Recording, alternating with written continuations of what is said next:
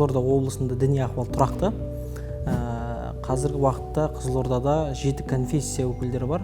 Оны бөліп айтатын болсақ, 189 мешіт, 15 шіркеу және 2 миссионер діни қызмет атқарып жатыр. Жалпы басқарма жанында ашылған діни бірлестіктер клубы бар.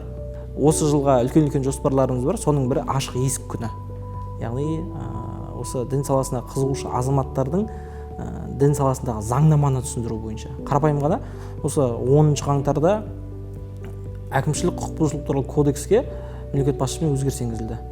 Сол жердегі өте үлкен жаңалық, дін саласындағы қызметті реттейтін 490 баптың 1-ші, 3-ші және 9-ші баптарына ескерту институты енгізілді. Бұл өте жақсы дүние, өйткені әрине түсінеміз, заңды білмеу ол жауапкершіліктен босатпайды ғой, бірақ дегенмен ескерту институтын енгізу бұл өте үлкен плюс деп есептеймін. Мысалға 1-ші, 2-ші, 3-ші, 9-ші нелерінде кәдімгі жеке азаматтары үшін 50, жаңағы заң тұлғалар үшін 100 АЕК, яғни үстерінен салып тастайтындығы.